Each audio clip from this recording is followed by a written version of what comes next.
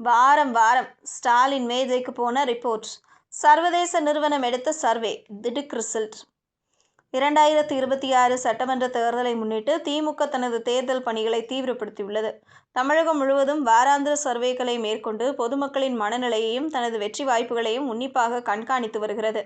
இந்த கள ஆய்வுகள் சர்வதேச ஆய்வு மற்றும் தர பகுப்பாய்வு நிறுவனங்களின் உதவியுடன் நடைபெறுவதாக கட்சி வட்டாரங்கள் தெரிவிக்கின்றன.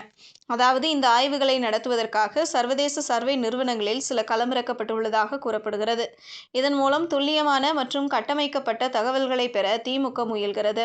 இந்த வாராந்திர ஆய்வுகள் வாக்காளர்களின் மனநிலையில் ஏற்படும் மாற்றங்களை நிகழ்நேரத்தில் கண்டறியவும், பல்வேறு பகுதிகளில் உள்ள தேர்தலின் ஆரம்பகால போக்குகளை புரிந்து கொள்ளவும் உதவுகின்றன.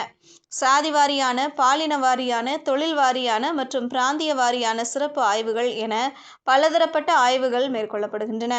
குறிப்பாக கிராமப்புற தொழிலாளர்கள், நகர்ப்புற இளைஞர்கள், பெண் வாக்காளர்கள் மற்றும் நடுத்தர குடும்பத்தினர் என பல்வேறு பிரிவினர் தற்போதைய அரசியல் நிகழ்வுகளுக்கு எப்படி பதிலளிக்கிறார்கள் என்பதை அறிய சிறப்பு கவனம் செலுத்தப்படுகிறது.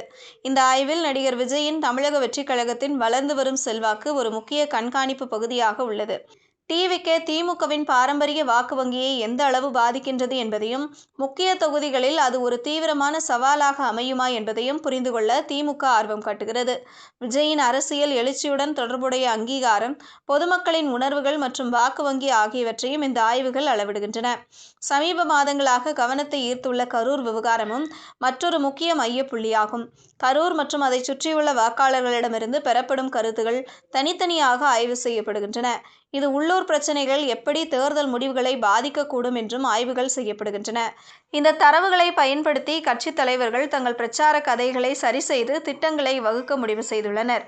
இந்த வாராந்திர ஆய்வுகளின் நோக்கம் வெற்றி வாய்ப்புகளை கணிப்பது மட்டுமல்லாமல், ஒவ்வொரு மட்டத்திலும் அரசியல் உத்திகளை மாற்றுவதும் ஆகும் என்று வட்டாரங்கள் தெரிவிக்கின்றன.